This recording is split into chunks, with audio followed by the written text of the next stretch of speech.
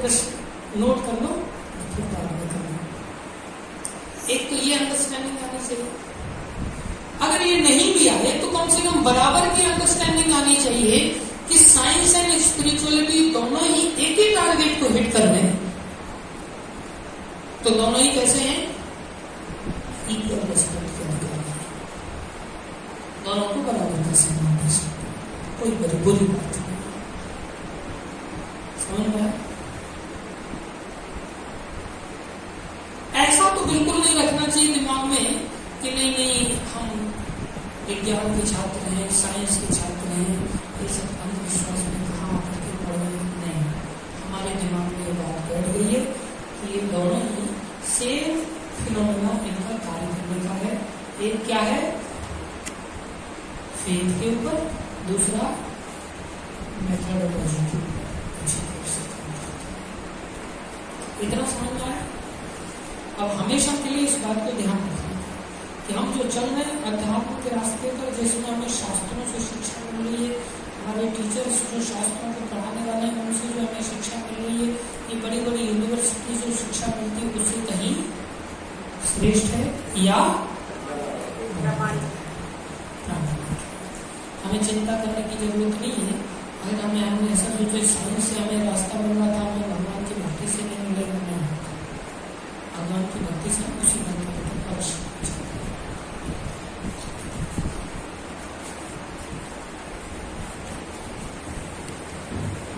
अब कोई पूछे कि साइंस अंधविश्वास है, फैक्चुअल काम नहीं करता, बता पाओगे? एक आध उदाहरण भी याद रख सकते हो? कोई उदाहरण दे सकता है? वाल्मीकि मुनि को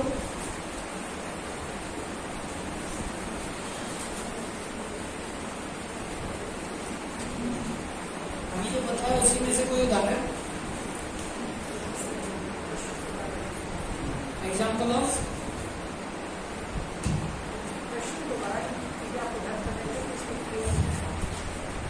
जो पढ़ा दिया वो तो पढ़ा दिया, तो दिमाग में होना चाहिए। कोई व्यक्ति कहे कि साइंस भी फेथ के ऊपर काम करता है, साइंस फैक्ट के ऊपर काम करता है, आपने समझाना है साइंस भी फेथ के ऊपर काम करता है, तो कैसे समझाओगे? क्या उदाहरण दे सकते हो कि साइंस भी फेथ के ऊपर काम करता है? साइंस का आधार भी काम करने का विश्वास ही है। हाँ, जो थ्योरी है नहीं, तो एग्जाम्पल क्या दोगे? नाव वाला नहीं, मैं तो पॉइंट वाला एग्जाम दिया था, पॉइंट वाला एग्जाम्पल दिया था, और लाइन का, प्लेन का, वही पॉइंट का आगे बढ़ता है एग्जाम्पल। दूसरा square root of -1 imaginary number के रूप में, ये भी एक नंबर है जिससे सारा मैथमेटिक्स की शुरुआत होती है।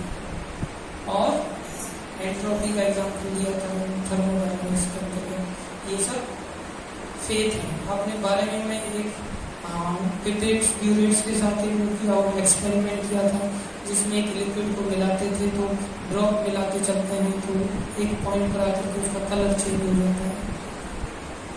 वो क्या है? कोई साइंस नहीं उसके पीछे, वो लॉज है जो हमें भगवान ने पहले से बना के दिए, किसी संसार में किसी व्यक्ति ने क्रिएट नहीं किए, तो उस पर हमारा विश्वास है कि हाँ इतने कैटेगरी पे जाकर के इसका ऐसा चेंज हो जाए। तो ऐसे सारा साइंस किस पर काम कर रहा है? फेथ के ऊपर। समझे? अभी जो हमारे दो फंडामेंटल क्वेश्चंस थे, फर्स्ट एंड सेकंड, क्या थे? यूनिवर्स एंड लाइफ, इन दोनों का अभी इसको साइंस और जो स्पिरिचुअलिटी है ये दोनों ही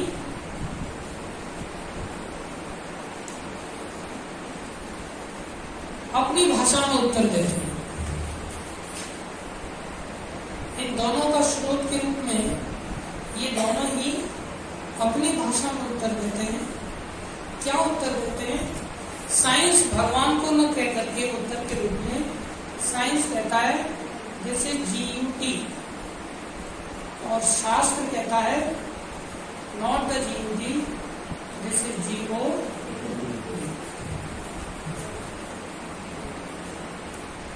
हमारी समस्याओं का समाधान कहां से हो रहा था?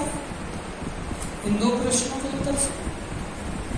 तो साइंस सेम फिनोमेना पे काम करते हुआ फेथ एंड मेथोडोलॉजी जो थी, क्या थी मेथोडोलॉजी? तरीका क्या था? Theory, experiment, conclusion.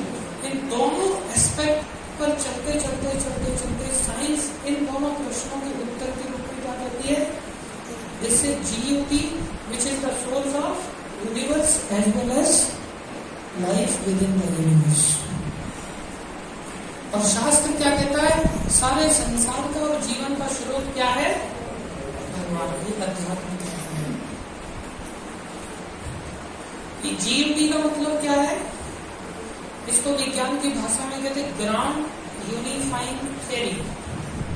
क्या कहते हैं? Grand unifying theory. समझ में आया? बोले ये एक थ्योरी पर जाकर के पॉइंट आउट करते हैं, जिसका मीनिंग क्या है? बोले ये एक पॉइंट है जिसके अंदर कई सारे गवर्निंग फोर्सेस हैं, कई सारे गवर्निंग फोर्सेस हैं, और सारे गवर्निंग फोर्सेस एक पॉइंट पर यूनिफाइंग तरीके से एग्जिस्ट करते हैं। जैसे ग्रेविटेशनल फोर्स, ये एक इस संसार का क्या है? गवर्निंग फोर्स है, जो गवर्न करता है, कंट्रोल करता है, जिसके चलते चंद्रमा क्या करता है? धरती की परिक्रमा करता है, और धरती क्या करती है? सूर्य की परिक्रमा करती है, और सूर्य क्या करता है? गैलेक्सी की परिक्रमा करता है। तो ये सब किसके कारण है? Gravitational force. ये क्या है? एक फोर्स है। ऐसे ही इलेक्ट्रोमैग्नीफाइंग क्या है? एक फोर्स है, जो दो चुंबकों के बीच में हम देखते हैं, ये क्या है? एक फोर्स है। ऐसे ही एटम के अंदर क्या होता है? एक फोर्स होता है। ऐसे ही न्यूट्रॉन्स, इलेक्ट्रॉन्स, प्रोटॉन्स एक दूसरे के साथ इंटरेक्ट करते हैं, एक दूसरे के साथ कभी अट्रैक्ट करते हैं, कभी रिपेल करते हैं। किस कारण से? फोर्स के कारण। तो सारा संसार में तरह तरह की क्या पाए जाते हैं? फोर्सेस पाए जाते हैं। तो इन्हीं फोर्सेस का आधार बनाते बनाते बनाते वो एक पॉइंट पर पहुंचते हैं और कहते हैं कि ये एक ऐसी थ्योरी है, एक ऐसा पॉइंट है जिसके द्वारा सारा संसार क्या हो रहा है? गवर्न हो रहा है।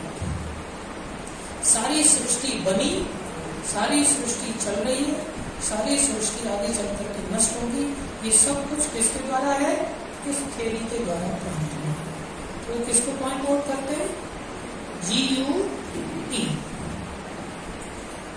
अब इसके बारे में जब उनसे पूछा जाए कि GUD क्या, बोले it can not be explain. तो कहते हैं इसको समझाया नहीं जा सकता, ऐसा मान लो। अब इसी बात को अगर अध्यात्मवादी कहते हैं कि ये एक GUD कोई पॉइंट नहीं है या कोई थ्योरी नहीं है, ये GOD करके एक पर्सन है जिसके द्वारा सब कुछ चल रहा है, तो कौन सी चीज आपको ज्यादा प्रैक्टिकल लगती है? अब इसके बारे में पूछा जाए कि आप इनको एक्सप्लेन करो, तो शास्त्र में आचार्य लोग एक्सप्लेन करते हैं। बोले समझ में नहीं आ रहा, तो बोले ज्यादा एक्सप्लेन किया नहीं जा सकता इसको। नीति गाया वेदों में, तुमने समझ नहीं रहे क्या कर सकते, थोड़ा मेहनत करना, इतना समझ में आया। लेकिन यहां से भी हमें क्या सीखने को मिलता है? दोनों ही एक पॉइंट पर सहमत हैं। पहुंचते पहुंचते पहुंचते पहुंचते किसी एक पॉइंट पर क्या हो रहे हैं?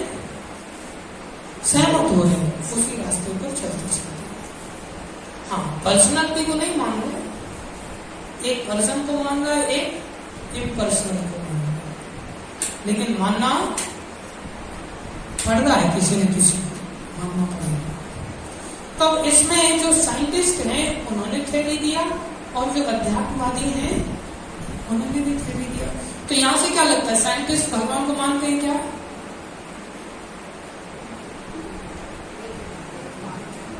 अरे मानते तो जीओडी बोलते ना, साइंटिस्ट भगवान को मान रहे हैं क्या? खोजते खोजते यहां पर चले गए, उन्होंने मानना ही था तो जीयूटी क्यों बोलते? उन्होंने नहीं माना, साइंटिस्ट लोगों ने भगवान को नहीं माना, इसलिए क्या पॉइंट दिया? जीयूटी, एक अलग से थ्योरी दे दी जिससे they can deny the God and they can live independently without following the instructions of God.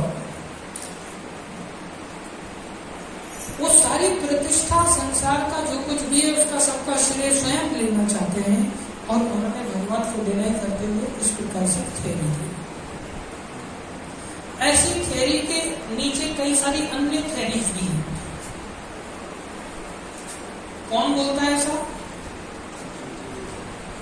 कौन बोलता है? साइंस। साइंस में कौन ऐसा काम करते हैं? जो करने वाले काम है उनको क्या कहते हैं? साइंटिस्ट। तो साइंटिस्ट लोगों ने क्या दिया? ये थ्योरी दी। कितना समझना है? इस थ्योरी के नीचे ऐसे साइंटिस्ट लोगों को हम एथीस्ट कहेंगे या थीस्ट कहेंगे? नास्तिक कहेंगे या आस्तिक कहेंगे? ये वैज्ञानिक क्या कहलाए? नास्तिक वैज्ञानिक, जिन्होंने क्या दिया? नास्तिक थ्योरी दिया, नास्तिक सिद्धांत दिया। क्यों दिया? भगवान की शरण ना लेनी पड़े। इस थ्योरी के नीचे नास्तिक थ्योरी और भी आई, जिसमें एक थ्योरी आई जिसको कहते हैं चांस थ्योरी। कौन सी? Chance theory. ये काफी फेमस है बात, चांस थ्योरी। ये चांस थ्योरी का मतलब क्या है कि बोले जितना भी संसार आप देख रहे हो ये सारा संसार बाई चांस आ गया। बोले जीवन कहां से आया? बोले वो भी बाई चांस। सब कुछ कैसे चल रहा है संसार में? बोले बाई चांस। अब चांस होने के लिए भी मैथमेटिक्स में चांस थ्योरी पढ़ाई जाती है, उसको प्रोबेबिलिटी से कनेक्ट किया जाता है कि कोई भी चांस घटित होने के लिए आपके पास कुछ एक्सपेरिमेंट्स होने चाहिए।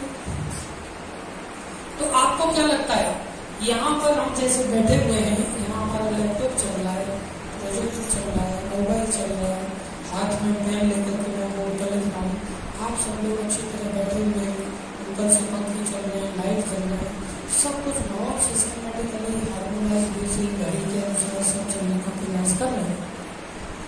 ये सब कुछ कैसे हो गया? क्या आपने ऐसा कोई अनुभूति जीवन में किया कि ऐसा बाई चांस हो गया हो? इसमें से कोई भी घटना ऐसी है जो बाई चांस हो गई हो? चटाई अचानक से लहरा के उड़ी और बाई चांस बिछ गई। लैपटॉप के मन में अचानक से बाई चांस ऐसा है कि चलो मैं कूदते कूदते सिस्टम के साथ।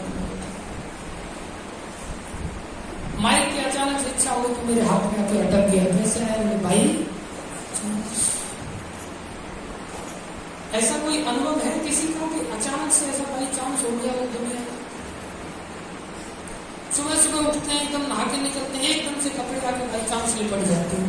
कभी ऐसा होता है? अचानक से लेट हो रहे थे तो एकदम से दौड़ पड़ी मंगल आती है बिना कपड़ों के, और सीढ़ी में आते आते कपड़े लिपट गए। अरे तू नंगा जा रहा है, चल मैं बाई चांस लिपट जाती हूँ। एक दिन भी ऐसा होता है बाई चांस? बोलिए एक बार आदमी बड़ा कपड़े साफ कर धुले हुए पहन के आए, बोले कैसे पहन के आए? तो बोले बाई चांस। एक आदमी बड़े गंदे पहन के, बोले गंदे कैसे पहन? बोले उसके पीछे भी कारण है, वो भी बाई चांस। ये सारा संसार जब एक हॉल की घटना है, ऐसा नहीं लगता कि ये बाई चांस हो रही है। जितना भी हार्मोनाइज संसार है, जिसमें अनंत ब्रह्मांड है, अनंत प्लैनेट्स हैं, और सब अच्छी तरह से सिस्टमेटिकली सब चीजों को फॉलो कर रहे हैं। ये सब कुछ भाई शांत हो गया क्या? सीजन्स चेंज हो गए, फसलें हो रही है, लोग खा रहे हैं, पी रहे हैं, वृद्धि कर रहे हैं, बाई प्रोडक्ट्स जनरेट कर रहे हैं, सब कुछ सारा संसार सिस्टमेटिकली काम कर रहा है। ये सब बाई चांस है। एक सिक्का भी उछालते हैं और आज तक आपने जीवन में कभी उस सिक्के को देखा नहीं कि इसका हेड आएगा या टेल आएगा, सिक्के को ही नहीं देखा आपने, तो आप क्या कह सकते हो क्या आएगा? चांस में क्या घटित होना है, उसके लिए आपके पास सबसे पहला चीज आवश्यकता है, वो क्या है? आपके पास कुछ ऑब्जर्वेशन होने चाहिए। चांस को घटित करने के लिए आपके पास कोई एक्सपेरिमेंट होना चाहिए ना, तब ना आप चांस कह सकते हो कि हाँ भाई इसके इतने चांस है। ट्रेन का सीट हमारा कंफर्म होगा कि नहीं टिकट निकालने के बाद, इसके कितने चांस हैं, तो चांस का कैसे पता चलेगा? भाई आज ट्रेन हमारी टाइम पर पहुंचेगी, इसके परफेक्ट कितने चांस है, कैसे कैसे हम डिसाइड करेंगे कितने चांस है? ऑलरेडी टाइम है, या उसमें कम से कम आपके दिमाग में एक ऑब्जर्वेशन ऐसा होगा कि ट्रेन एक बार तो पहुंची होगी टाइम पर, दूसरे दिन नहीं पहुंची, तीसरे दिन फिर नहीं पहुंची, चौथे दिन नहीं पहुंची, एक दिन पहुंची, 4 दिन में कितने चांस है पहुंचने के? 25% कैसे निकाला? पहली बात तो घटना घटी, दूसरी बात उस घटना के रिपीटेबल इवेंट्स होने चाहिए, तभी आप चांस निकाल सकते हो, अन्यथा चांस। ये संसार क्रिएट हुआ किसी की आंखों के सामने हुआ था,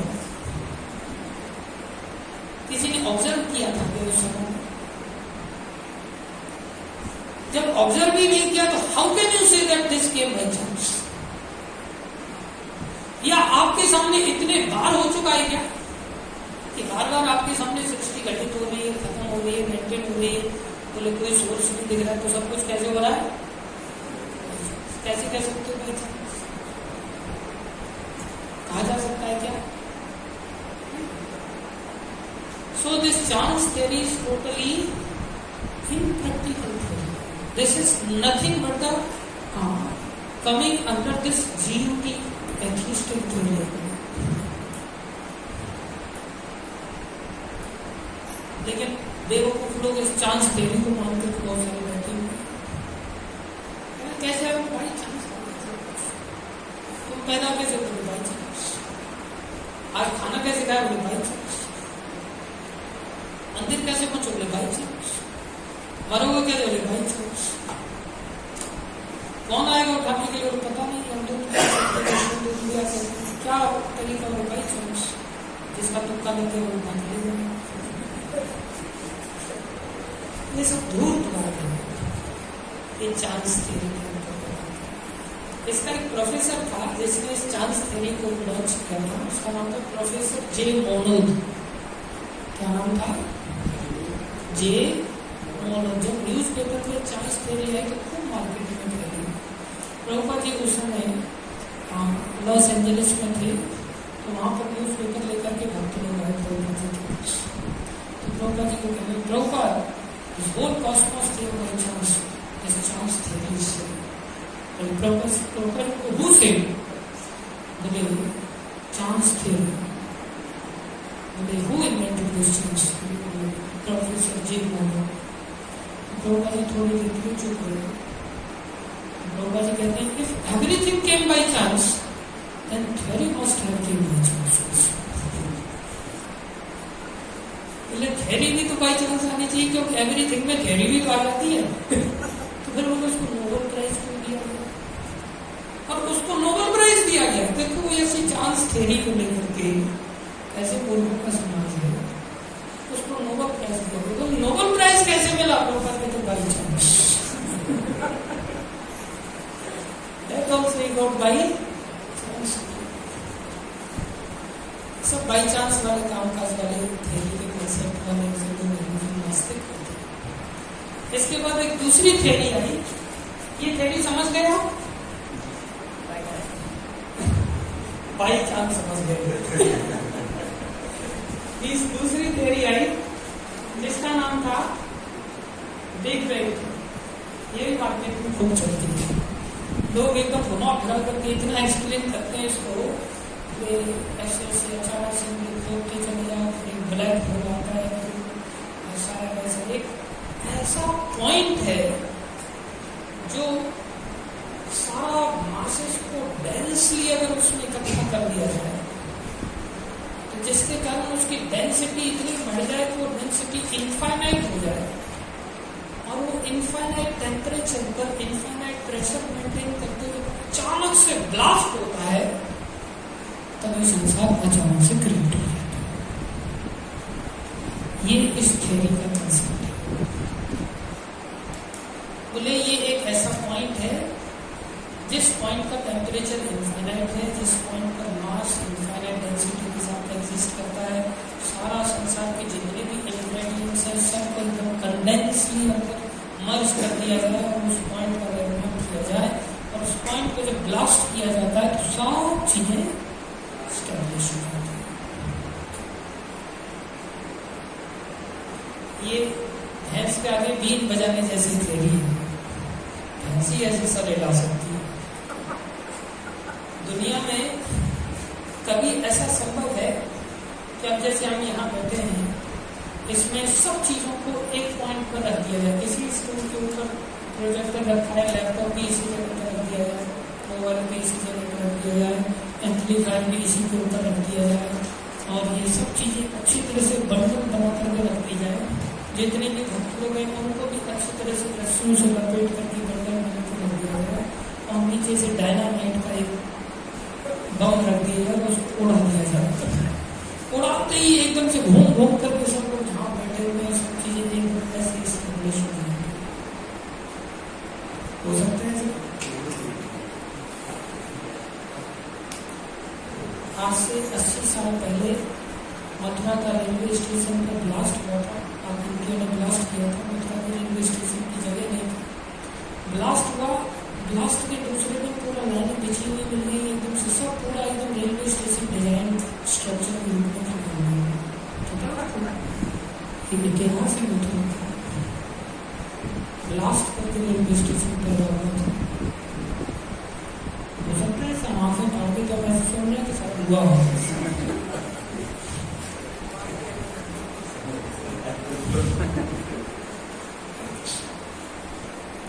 अगर साइंटिस्ट लोगों से पूछा जाए can you explain this point, तो कहते हैं physically this point is unverifiable, mathematically this point is indescribable,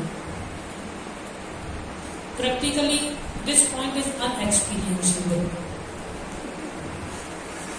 but it happens. बोले गणित की भाषा में इसको समझाया नहीं जा सकता और फिजिक्स की भाषा में इसको अनुभूति नहीं की जा सकती, इसको कैलकुलेट नहीं किया जा सकता और प्रैक्टिकल कभी हमने अनुभव नहीं किया, लेकिन ऐसा ही होता है। ऐसी हमारी थ्योरी थी। ये कौन सी थ्योरी है? Big bang theory. कहीं भी दुनिया में आज तक ब्लास्ट हुआ वहां केओस हुआ या क्रिएशन हुई? क्रिएशन कभी नहीं हो सकता। छोटे से ब्लास्ट से लेकर बड़े ब्लास्ट तक समस्याएं पैदा होती है, समाधान नहीं निकलती, क्रिएशन से बात। ये कौन सी थ्योरी है? Atheistic theory. कौन सी थ्योरी है? Atheistic theory. इसमें एक और थ्योरी आई, उसको कहते हैं इवोल्यूशन थ्योरी।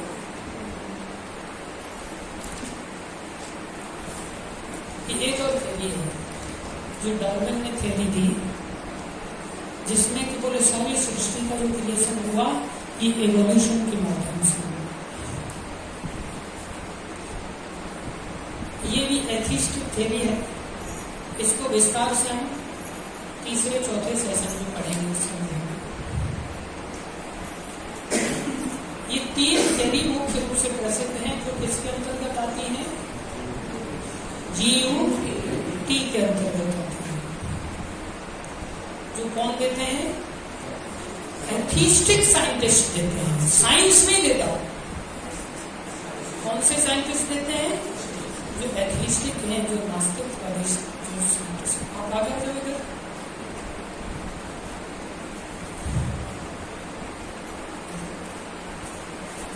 ये 3 थियरीज मुख्य रूप से संसार में फेमस हैं।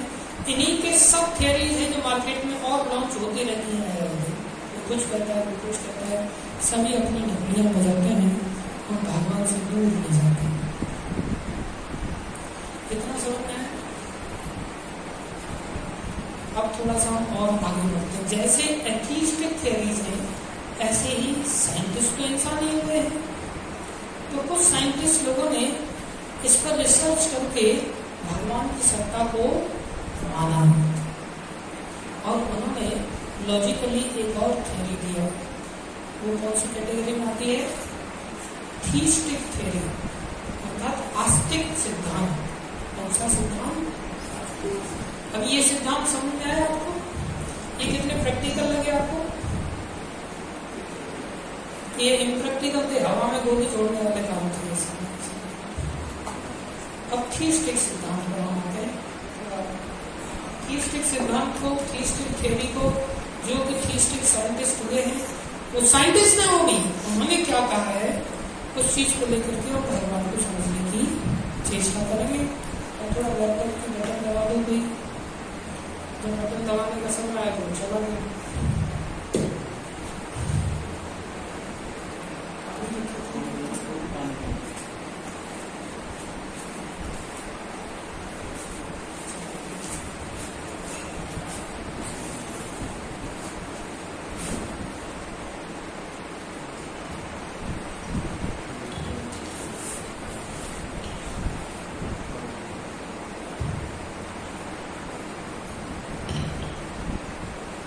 अभी ये तो साइंटिस्ट लोगों के बारे में हम पढ़ेंगे। आपको क्या लगता है? आपसे अगर कोई पूछे कि भगवान है या नहीं, तो आप सब लोग में से कौन कौन ऐसा है जो भगवान में नहीं मानता? हाथ खड़ा करो।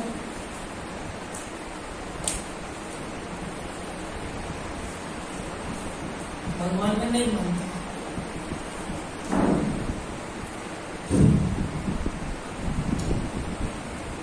नहीं मानने वालों ने अपने सिद्धांत दिए, जो साइंटिस्ट लोगों का सुना। अभी हम साइंटिस्ट लोगों का ये भी सुनेंगे कि ये लोग मानते भी हैं कि नहीं मानते। आपसे प्रश्न किया जाए कि आप भगवान में मानते हैं या नहीं मानते, और अगर आप नहीं मानते हाथ खड़े करने चाहिए। कोई हाथ खड़ा नहीं करना, इसे मैं वाल्मीकि प्रभु की। तो आप लोग अगर सहमत हैं भगवान में मानने वाले, तो क्या एक्सप्लेन कर सकते हैं कि भगवान में क्यों मानते हैं, आप कैसे मानते हैं?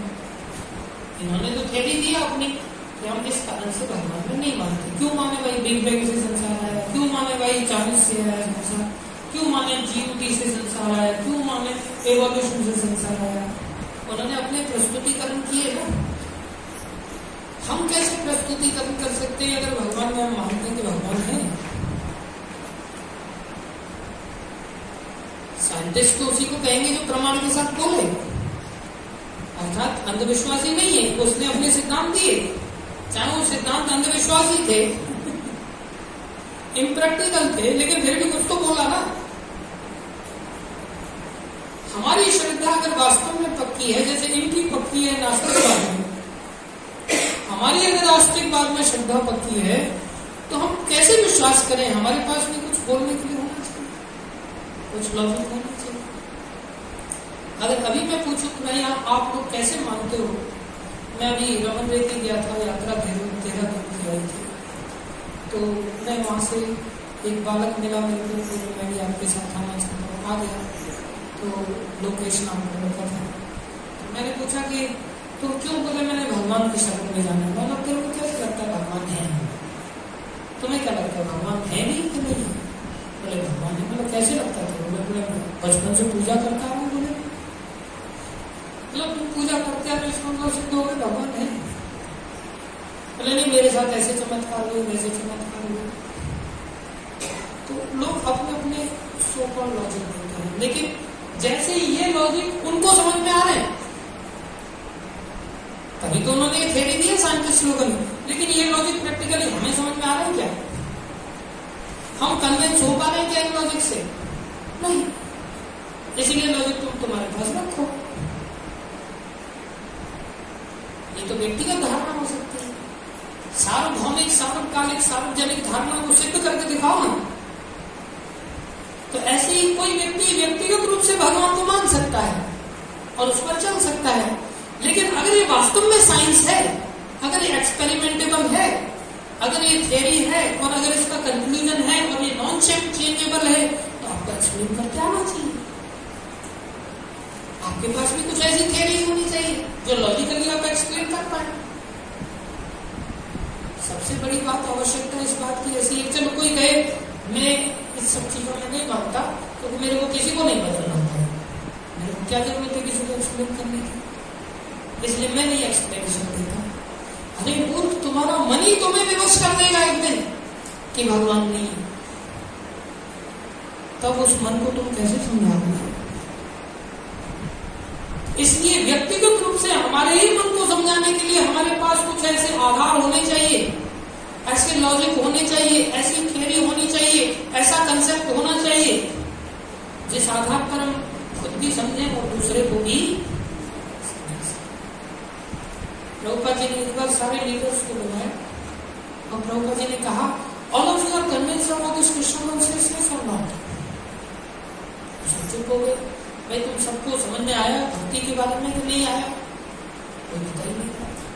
प्रभुपाद जी ने कहा, if you in yourself are not convinced, then how can you convince others? आप अपने बारे में ही, अपने आप में ही अगर आप पूर्ण रूप से संतुष्ट नहीं है, तो आप दूसरे को संतुष्ट। इसलिए तुम्हें इस बात को अच्छी तरह से समझना होगा, अगर ये वास्तव में क्या है, साइंस है तो, क्योंकि साइंस का मेथोडोलॉजी अलग नहीं है, इसका भी मेथोडोलॉजी सेम है। स्पिरिचुअलिटी एक्सप्लेन करते हैं, केवल मानने की धारणा तो काफी नहीं है। इस चीज को लेकर के हमारे पास जवाब नहीं होता, इसलिए हम लोग लड़का के आ जाते हैं। उल्टा कोई हमें एक्सप्लेन करता है तो हम उल्टे उसी की तीर दिखाने लगते हैं, हाँ भाई ये ठीक है, इसकी बात जबरी है।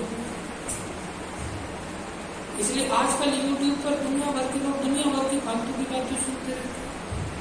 कभी किसी के गीत गाएंगे तो कभी किसी के गीत गाएंगे, कभी कहेंगे शिवजी भगवान है तो कभी कहेंगे कृष्ण भगवान है, कभी कहेंगे नहीं हम सब भगवान है, फिर कहेंगे नहीं मैं ही भगवान। ऐसे आए दिन पलटी मारते। ये धारणाओं से जो कि कंफ्यूजन है, हमें बचने के लिए इसको बिल्कुल आधार के साथ और हमेशा के लिए बात को बिठाना होगा एक साइंटिस्ट की तरह, जो डेविएट नहीं होता, दूसरों को कन्विंस करता। समझ में आ रहा है? हम लोग आगे बढ़े हो, इतना समझ में आ गया? चलो भाई आगे बढ़ो। Yes, there was a great scientist, his name was Sir Isaac Newton। ये न्यूटन कौन था? साइंटिस्ट था, हम सब जानते। ये कैसा साइंटिस्ट था? इसने एथिस्टिक साइंटिस्ट नहीं था। ये कैसा साइंटिस्ट था? थीस्टिक साइंटिस्ट था, आस्तिक वैज्ञानिक था। इसने क्या किया? इसके साथ बहुत सारे लोग नास्तिक वैज्ञानिक लोग थे। जैसे हम लोग कॉलेज में कई बार पढ़ते हैं, हम भगवान में मानते, बहुत सारे लोग भगवान की मजाक उड़ाते। मैं कॉलेज में पढ़ता था तो लैब में मैं एक्सपेरिमेंट करने गया, मैंने देखा शिव जी के ऊपर, पार्वती माता के ऊपर, गणेश जी के ऊपर बहुत गंदे गंदे बच्चे लोग मजाक उड़ा रहे। मजाक क्यों उड़ा रहे? क्या अपने बाप का मजाक उड़ाएगा कोई? क्योंकि बाप में सम्मान रखता है, बाप में मानता है कि हाँ मेरा पिता है, मेरा पिता ये करता है, मेरे लिए वो करता है, ऐसा किया वैसा किया। लेकिन शिव जी में, पार्वती में उसको ऐसा सम्मान है नहीं। क्योंकि उनकी एग्जिस्टेंस को स्वीकार नहीं करता, इसलिए क्या कर रहे हैं वो गंदे गंदे जोक्स पास कर। अब जैसे ही मैं एंटर किया तो मैंने देखा ये लोग बड़ी बदतमीज है। मैं अगर उनके माँ बाप को लेकर जोक बनाऊं तो वो भी मेरे को ऐसे समझेंगे कि बड़ा बदतमीज है, तुम मेरे को साइन करेंगे। और जब मैंने देखा तो मैं कैसे साइन कर, जबकि मेरे दिमाग में कंसेप्ट है कि वैष्णव नाम कैसे मजाक साइन कर। मैंने उन सब लोगों को क्लास में बैठ करके झाड़ा अच्छी तरह से। अगर तुम सीखना चाहते हो तो एक एक कंसेप्ट को मैं तुम्हें समझा देता हूँ, और अगर नहीं चाहते तो बाई हुक और by crook you can not pass such kind of communication display. आपको इसका फेस करना पड़ेगा। मैं अभी जाकर के प्रिंसिपल ऑफिस में जाकर के मैंने झाड़ा लोगों को अच्छी तरह से सबके सब शांत कर दिए, तो उनके पीछे कंसेप्ट नहीं है ना, कंसेप्ट कुछ करना नहीं है, इसके लिए कंसेप्ट नहीं लेके बैठे हो, समझ रहे? कन्विंस नहीं हो, हम कन्विंस है इसलिए हमने डांट दिया और हमको डांट खानी पड़ी बच्चों को। उसके बाद कभी लैब में आपस में किसी ने कमेंट पास नहीं किया, फालतू की जोड़बाजी से बंद हो गई। तो सत्य में अगर हम कन्विंस हैं तो दूसरों को भी हम अच्छी तरह से कन्विंस कर सकते हैं। तो आइजैक न्यूटन था, इसके आसपास में भी बहुत सारे नास्तिक लोग थे। इसने उनको कैसे पाठ पढ़ाया। एक दिन अपनी लैब में बुलाया और लैब में बोले कल हम लैब में थोड़ा सा डिस्कस करेंगे, आप लोग सुबह आना। तो सब अपनी लैब में बुलाया। इसने लैब में सारा सोलर सिस्टम डिजाइन करके ऐसा सिस्टमेटिक बनाया। तो उसमें एक क्रैंक शाफ्ट कनेक्ट किया, उस क्रैंक को जैसे हाथ से घुमाएंगे पूरा सोलर सिस्टम जितना भी प्लानिटरी सिस्टम है सारा एकदम उसी ऑर्बिट में रिवॉल्व कर रहा है जैसा रियल सोलर सिस्टम। उसको जैसे एंटर करते उसने जैसे घुमाया, सब लोग wow what a beautiful model, who has created this. Newton कहता है ये मैं भी नहीं समझ पा रहा हूँ, सुबह सुबह आया मैं बाई चांस ऐसा।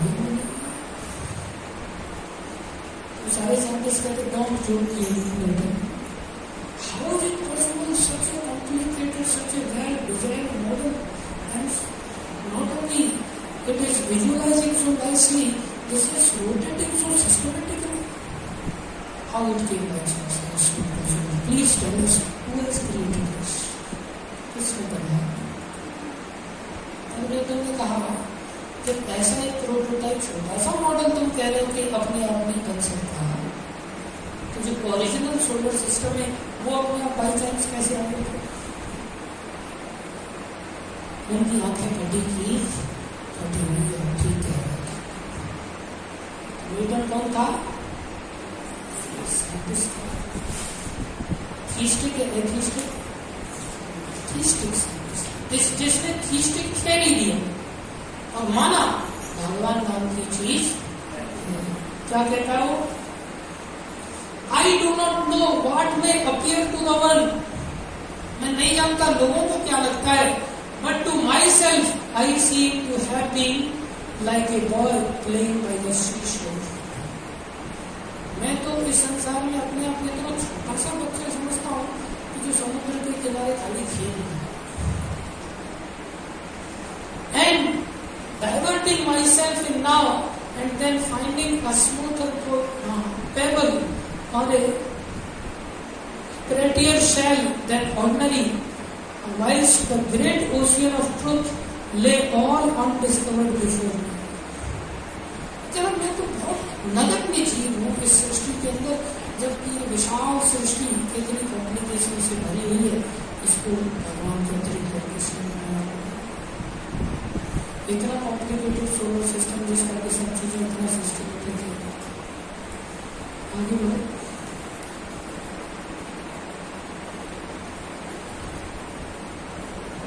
यस, क्या कह रहे हैं? I don't believe God because I can't see.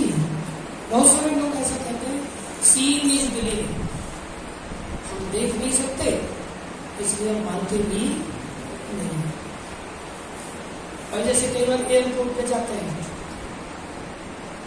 तो वहां गेट खोलने वाले लोग नहीं होते, गेट अपने आप खुल जाता है। तो क्या वो गेट वास्तव में अपने आप खुल जाता है? वहां कोई दिखाई दे रहा है गेट खोलने वाला? तो फिर हम ऐसा अनाउंस कह सकते हैं कि नहीं गेट खोलने वाला है नहीं, तो इसका मतलब अपने आप खुल रहा है। वो अपने आप खुल रहा है, यहाँ पे भी गेट अपने आप खुलता है। हाँ ऑटोमेटिक आया कहाँ से? वो ऑटोमेटिक कैसे खुला? किसी ने ऑटोमेटिक बनाया ना, कुछ सिस्टम बनाया, कुछ टेक्नोलॉजी बनाई उसके पीछे, वो दिखाई नहीं दे रहा लेकिन पीछे तो कोई है। हाँ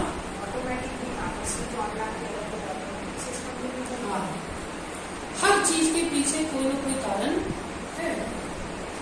तो अनसीन को कैसे देखा जाए जो हमें दिखाई नहीं दे रहा है? बोले जो दिखाई दे रहा है उससे देखने का प्रयास। अब जैसे वायर में इलेक्ट्रिसिटी है ऐसा दिख रहा है क्या किसी को?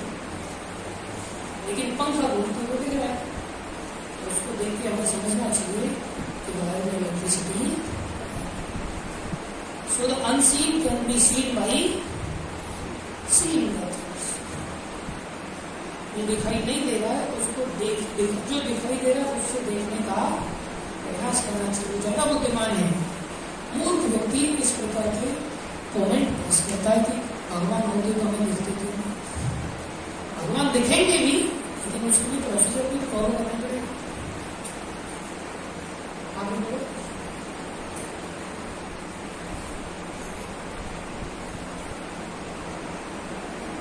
तो अब हम भगवान को इन स्लाइड्स के आधार पर एक ऐसे लॉजिक से देखने का प्रयास करेंगे।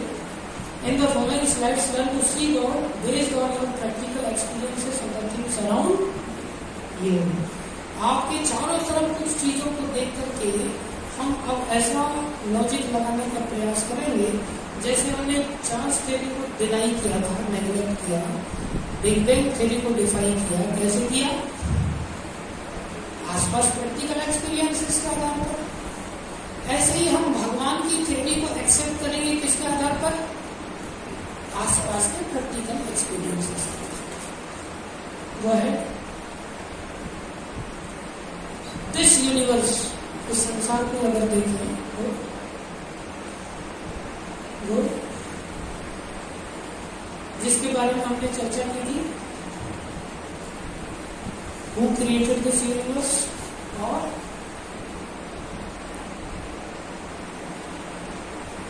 what is the purpose of this complicated universe? कोई चीज बनाई जाती है उसके पीछे कुछ उद्देश्य। कोई भी चीज बिना पर्पस के तो बनाई नहीं जाती। और तो ये संसार को किसने बनाया? जो सॉल्यूशन में खोज रहे थे तो फंडामेंटल क्वेश्चंस के बारे में। इस संसार की बहुत सारी चीजों को देख करके हम लॉजिक लगा सकते हैं। जैसे this is always beautiful creation all around us. अलग अलग तरह के फूल देखते हैं। जैसे ये किसका फूल है? किसका फूल है? गुलाब का फूल। प्रभुपाद जी एक बार एक अमेरिकन स्कूल में गए और वह अमेरिकन स्कूल में प्रभुपाद जी ने सभी बच्चों को दिखाया, एक पेंटिंग दिखाया, स्केच दिखाया गुलाब का, लेकिन उसमें बच्चों को ड्राइंग कराते तो किसी का अच्छा ड्राइंग था तो प्रभुपाद जी ने दिखाया व्हाट इज दिस? तो सब लोग बोले दिस इज रोज। बच्चे थे तो प्रभुपाद जी ने कहा एनी एट्रीब्यूट्स, इसकी कुछ विशेषताएं हैं? तो yes, it is red in color, it has very beautiful structure। सब चीजें पता नहीं थे बच्चों। फिर प्रभुपाद जी ने जो 3D डायमेंशन का होता है एक नया फूल वो निकाल कर दिया। What is this? This is also in rows but this is in 3 dimensions। We can touch it, we can feel it, we can see it in a very nice way। ऐसे बहुत अच्छी तरह से एक्सप्लेन किया। फिर प्रभुपाद जी ने जो वास्तविक फूल होता है वो निकाल करके दिया, जो उनको रस्ते में मिला था। What is this? This is real news. What about this? बोले we can smile at it. We can feel the softness of its leaves. एक एक चीज को बताने लगे, इसको हम स्पर्श कर सकते हैं, इसकी कोमलता को महसूस कर सकते हैं, इसकी सुगंध को महसूस कर सकते हैं। ये तो बहुत अच्छा है। फिर प्रभुपाद जी ने पहले वाले को दिया, बोले इसको किसी ने बनाया? हाँ, इसको किसी ने बनाया, इस बच्चे ने। दूसरे वाले फूल को बोले इसको किसी ने बनाया, इसका कोई बनाने वाला है? बोले यस, इसको भी बनाया। फिर तीसरे फूल को लिया जो वास्तव में था, बोले इसको किसी ने बनाया क्या? सारे बच्चे लोग क्या बोलते हैं? ऑब्वियसली जब पहले वाले फूलों को किसी ने बनाया है तो ये और कॉम्प्लिकेटेड है, इसको भी जरूर ही किसी ने। कोई दुनिया में क्लेम कर सकता है ऐसे कि मैंने बनाया इस गुलाब के फूल को? इतना कॉम्प्लिकेटेड स्ट्रक्चर है उसका, उसमें सुगर निकल रहा है, उसमें बीज की भी क्षमता है कि दूसरी जगह से वो दूसरे गुलाब के फूलों को भी निकाल सकता है। ऐसी विशेष क्षमताओं वाला क्या उसको किसी ने नहीं बनाया होगा? दुनिया में कोई माइकल लालास्कर के साथ क्लेम कर सकता है कि मैंने बनाया? तो थीस्टिक साइंटिस्ट कहते हैं इसको किसने बनाया? भगवान ने बनाया। The most intelligent designer. जब हम कहीं डिजाइन देखते हैं, इसका मतलब उसका डिजाइन को बनाने वाला भी कोई डिजाइनर होगा। इसलिए जब हमें कोई पूछे कि भगवान है, सिंपल आंसर है सारा सोलर सिस्टम देख लो, सारी सृष्टि को देखने से पता चलता है किसने बनाया। एक बार हिंदू और मुसलमान आसपास रहते थे, तो मुसलमान ऐसे गाड़ी पर हाथ घुमाता हुआ बाहर निकलता है, तो कहता है खुदा की खुदाई तो खुदा ही जाने मिया। मुसलमान ऐसे मूंछों पर हाथ मारता हुआ निकलता, हिंदू मूंछों पर हाथ मारता हुआ निकलता है, खुदा की खुदाई खुदाई क्यों जाने? खुदा की खुदाई हम भी जाने। ये लगी शर्त, दरबार में चले गए, बादशाह ने शर्त लगा दिया। ये कैसे जानते हो? बोले जो गंगा जी हैं, यमुना जी हैं, समुद्र है, ये सब तुम्हारे बाप दादा ने खोदे क्या? किसने खोदे? ये खुदा की खुदाई है, हारना पड़ा उसको। दूसरे दिन फिर से वो निकला, सब हार गया था। हमारे मन की तो मियाँ हम ही जाने। हिंदू ने कहा करके निकला, बोले खासा तुम्हारे मन की हम भी जाने, आप ही कैसे जाने? ये लगी सब तो डबल शर्त लगा दी बादशाह के पास कोई शहजादा नहीं था। तो हिंदू कहता है मियाँ जी आपके मन में चल रहा है कि बादशाह के कोई शहजादा पैदा हो जाए, बोलो चल रहा है कि नहीं है? वो कैसे कह देंगे ऐसा नहीं है मेरे मन में, तो बादशाह सर कलम कर देगा। उसको बेचारे को कहना पड़ा, एक जोर था। बाकी हमें सीखना चाहिए, बोलना चाहिए। सारी सृष्टि को अंधा व्यक्ति भी महसूस कर सकता है, अनुभव कर सकता है। ये हवा को किसने बनाया, सूर्य चंद्र तारे, ये दुनिया बनाना, बना के देश चलाना, ये उसी का काम है। ये किसने बनाया? भगवान ने बनाया, न बाई चांस, न बाई बिग बैंग, न बाई इवोल्यूशनरी थ्योरी, न by GOT। Everything came by GO। दूसरा, जब हम डिजाइन देखते हैं तो डिजाइन डिजाइनर की ओर इशारा करती है, कोई ना कोई डिजाइनर आवश्यक। आगे बढ़ो।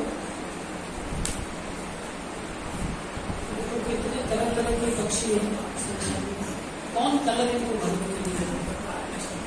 आगे बढ़ो। कितनी तरह तरह की मछलियां हैं, लोग मछलियों को घर में लगा करके उसका शोइंग करके दिखाते। कोई अपने आप में पैदा कर सकता है इसे?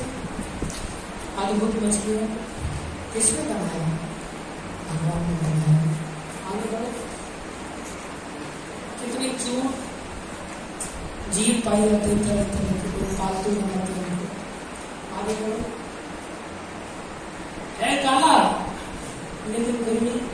लोग रखते हैं, जैसे हम अपने आश्रम में कुछ लोगों को रखते हैं। और देखो इतना सा बड़ा बनियान ट्री और इतने से छोटे बीज में से कोई मंत्रालय निकाल सकता है? आज हमसे पूछा जाए भगवान कैसे बताओ भाई, तो हमारे पास उत्तर ही नहीं होता। अरे धड़ धड़ लाइन से उत्तर देने चाहिए। ये देखो, ये हमारे भगवान की शक्ति है कि इतना छोटा सा बीज जिसको हथेली पर ढूंढना भी कठिन हो जाता है और इतना बड़ा बनियान ट्री निकलता है। अगर ऐसा क्रिएशन है तो इस क्रिएशन के पीछे क्रिएटर की ओर इशारा है कि नहीं? कोई क्रिएटर अवश्य। कोई माइकल क्लेम कर सकता है कि मैं ऐसा बीज बनाया दुनिया में? आज तक कोई करता है? आगे बढ़ो। ये क्या है? मोनालिसा की पेंटिंग है। जब ऐसा पेंटिंग है तो इसको पेंटिंग को कोई बनाने वाला भी हुआ होगा कि नहीं? वो किसने बनाया? Leonardo da Vinci. इसका नाम पता है? और दूसरी जो रियल पेंटिंग्स हैं, आगे बढ़ो। ये सब पेंटिंग्स हम देखते हैं, आगे बढ़ो। ये बढ़िया है, किसके बनाया? इस आर्टिस्ट ने बनाया। जब आर्ट्स देखते हैं तो आर्ट्स किसकी ओर इशारा करती है? आर्टिस्ट की ओर। आगे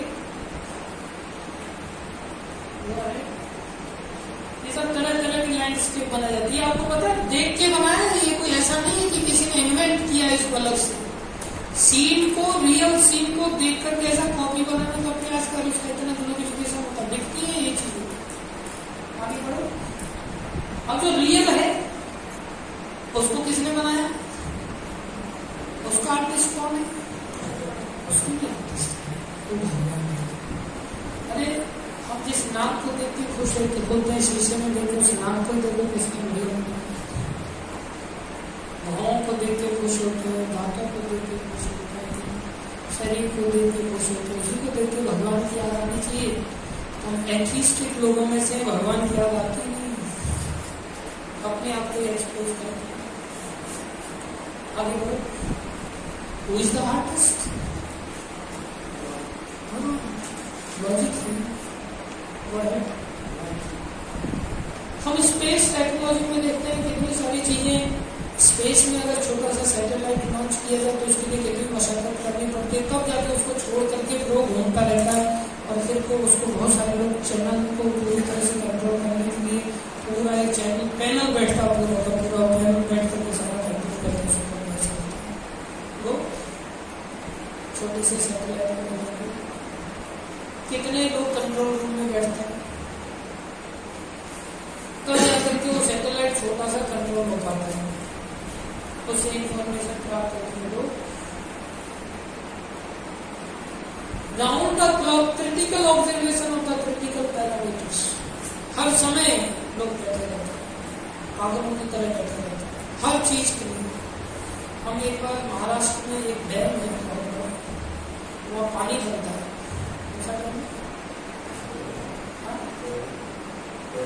कोयना डैम, वहाँ हम गए थे इंडस्ट्रियल कॉलेज की वजह से। तो कोयना डैम में ऊपर से पहाड़ जैसा लगता है और अंदर बड़े बड़े टर्बाइन्स घूमते रहते हैं, पानी इधर से उधर बहुत मात्रा में आता है। हमने देखा राउंड का फ्लो, एक एक घड़ी को देखने के लिए आदमी हर समय से बैठा रहता है, उसमें कितनी घड़ी है हर समय 24/7, एक के साथ एक, एक के साथ एक, एक के साथ एक। फिर वहां से बड़े बड़े बिजली के बाहर जाते हैं, उस पहाड़ में से निकलते हुए दिखते और पूरे शहरों में बिजली दिखती। सैटेलाइट को लेकर के इतनी चीजें मेंटेन करनी पड़ती है। बड़े बड़े धरती जैसे लोगों को हवा में तैरने की क्षमता, उसको मेंटेन करने की क्षमता कौन कंट्रोल कर रहा है? आगे बढ़ो।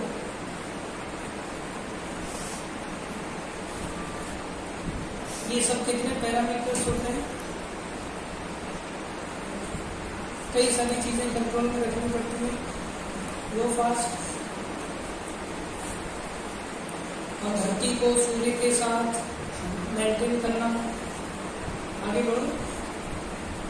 जिसका मास है 6 × 10⁻21 मेट्रिक टन। इतनी भारी भरकम धरती को घुमाना, स्टैब्लिश करना। और कितना स्पीड है इसका? 1,06,000 किलोमीटर पर आवर। इतनी स्पीड पे धरती को घुमाना, न कम होने देना न ज्यादा होने देना। कोई तो शक्तिशाली व्यक्ति है। आगे बढ़ो। इतना समझ में आया? चलो फटाफट कोई नहीं कंट्रोल। आगे बढ़ो। आपको पता है आर्टिफिशियल इंटेलिजेंस के ऊपर एक पूरी ब्रांच काम कर रही है, जिसमें कि इंटेलिजेंस का, जैसे कंप्यूटर आप देखते हो, मोबाइल देखते हो, जिसमें हम मैसेज टाइप करते हैं तो एफ लिखते हैं, केवल इतनी देर में दिखा देता है फ्रॉम या फॉर, इनमें से कोई वर्ड है क्या आपका? तो उसने हिट कैसे की? उसको कैसे पता चला कि शायद यही लिखने वाला है? उन लोगों ने ऐसा एक लोगों की इंटेलिजेंस से एक्सपीरियंसेस गैदर किए और गैदर करके आर्टिफिशियल इंटेलिजेंस बनाया है। और उसको इस प्रकार से बेस करने के लिए ऐसा प्रोग्राम में लैंग्वेज होगा और हमने फिर इस प्रकार से माउंटिंग कर दिया कि आर्टिफिशियल इंटेलिजेंस, जिसका तो बहुत बड़ा बोलबाला है मार्केट में, जिसके आधार पर रोबोट बनते हैं, मशीन बनती है, वो सारा आर्टिफिशियल इंटेलिजेंस लाया कहां से? रियल इंटेलिजेंस हमारी ब्रेन से तो लिया। तो जब उसको इंटेलिजेंस, आर्टिफिशियल इंटेलिजेंस को बनाने वाला कोई है, तो हमारी जो रियल ब्रेन है उसको किसने बनाया? हमसे उधार लेने वाले व्यक्ति का बोलबाला है। और हमारी ब्रेन, जिसका कोई सोर्स हमें नजर नहीं आता, क्या ये ऐसे आ गई? वह है जिसकी क्षमता के बारे में साइंटिस्ट स्वयं कहते हैं कि इसमें इतनी बड़ी क्षमता है कि आपके सारे संसार की लाइब्रेरीज में जितना डाटा स्टोर नहीं हो सकता, सारे संसार की लाइब्रेरीज की जितनी भी किताबें हैं, वो सारी किताबों में जितना डाटा स्टोर होगा, उससे कहीं ज्यादा डाटा आपकी इस खोपड़ी में स्टोर हो सकता है। ये खोपड़ी इतनी पावरफुल है, अगर उपयोग में लाई जाए तो हमारे दिमाग में कभी एक श्लोक भी नहीं बैठता है। जबकि भगवान ने इतनी क्षमता के साथ ये खोपड़ी दिया है। जैसे हमारे दिमाग में बोला जब तू गाली दे जाएगा तो देखो गालियां कितनी स्टोर है, चल इसकी निंदा कर, घंटे घंटे भाषण निंदा करवा लो, इसकी चुगली कर देखो, फटाफट एकदम वो थकेगा ही नहीं। उसको बोले थोड़ा ऊंची आवाज में सामने वाले को मार फटका लगे, थोड़ा गाली दो, उसको कितनी लंबी सुबह से लेकर शाम तक दिख रहा है, क्योंकि ब्रेन में वो सब चीजें भरी है। वो है The human brain is made of 1 trillion brain cells, and each one of these is more powerful and sophisticated than most computers around the planet today. इसके एक प्रकार से ट्रिलियन सेल्स हैं और एक एक सेल इतना सोफिस्टिकेटेड है जितना कि दुनिया के कंप्यूटर के सोफिस्टिकेशन में होगी। भगवान ने कितना विशेष बनाया। Who made the natural intelligence of this incredibly complex world? No. Likewise, we see wonderful things created by man. बहुत सारे हम लोगों के द्वारा भी क्राफ्ट्समैनशिप है ना, हमने इतना बढ़िया कार बनाया। कोई कहता है किसी ने बनाया है इसको, कंप्यूटर बनाया, घड़ियां बनाया, आर्किटेक्चर्स, स्काईस्क्रेपर बिल्डिंग्स, वंडरफुल स्कल्पचर्स, ये सब क्रिएशन किधर इशारा करती है? कोई क्रिएटर है। जैसे हवाई जहाज बनाया, ये सब चीजें हम लोगों ने बनाया। भगवान ने कुछ बनाया?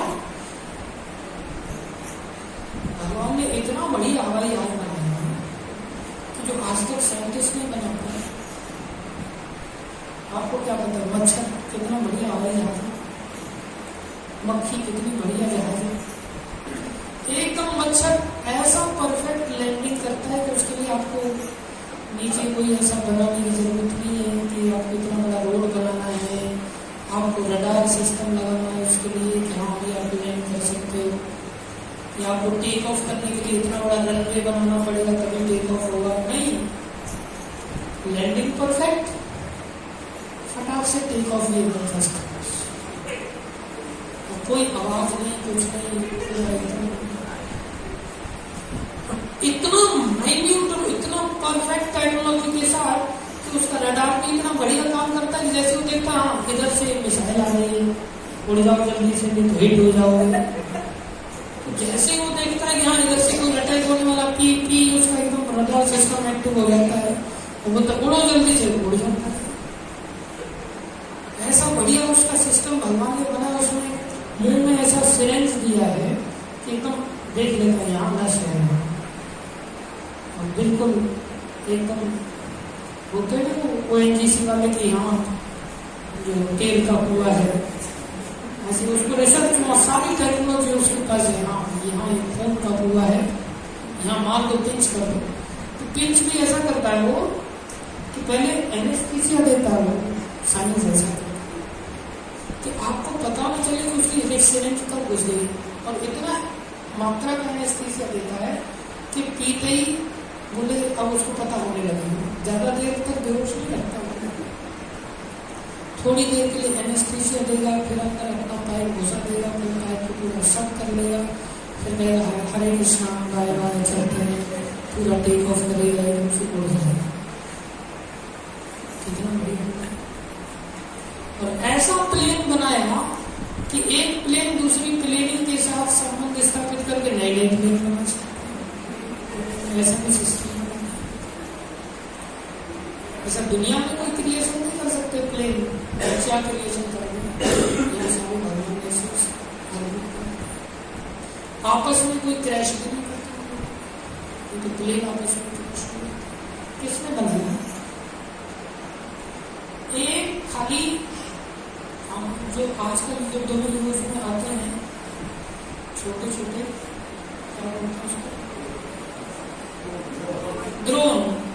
ड्रोन बनाने में ही आज दुनिया में रिसर्च चल रहा है कि कितना वजन उठा सकता है, इसको भी पता होना चाहिए। जितना छोटा जितना अच्छा करते हैं, और भगवान ने कितना भी छोटा सा बना दिया। एक मच्छर आदमी को नाना पार्टी उस एक मच्छर का ड्रोन भगवान ने ऐसा बनाया कि पूरे वर्ल्ड में इंडस्ट्रीज लगा दी। ऑल आउट इंडस्ट्री अलग, ऑयल की इंडस्ट्री अलग, मच्छर जालियों की इंडस्ट्री अलग, कारपेंटर लोगों के लिए जाली का काम निकल जाता है उसकी जिंदगी। कितने लोगों को रोजी रोटी दे रहा है मच्छर होता है। ये सब किसने बनाया? कितना बढ़िया क्राफ्ट्समैनशिप है।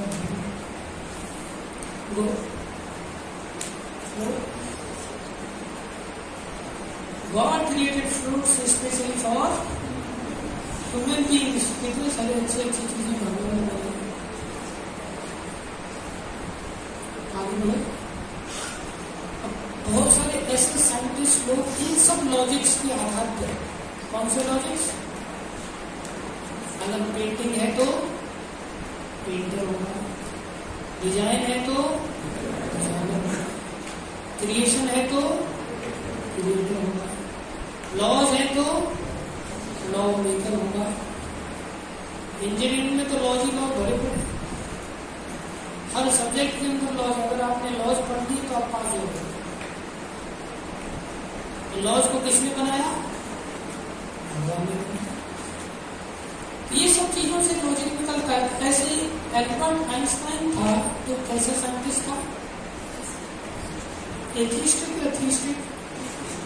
साइंटिस्ट था। ये कहता है there is a perfect brain behind all the natural physical. हम पढ़ते हैं कि केमिकल्स का नेचर, तो उसमें टेबल है, उसको पीरियोडिक लॉ कहते हैं। तो पीरियोडिक लॉ से टेबल, हर चीज लॉ को फॉलो कर रही है। तो कहता है there is a perfect brain. क्या कह रहे हैं? कोई तो ब्रेन है, वो है, क्या नाम है साइंटिस्ट का? Lord Kelvin. कौन पढ़ेगा इसको?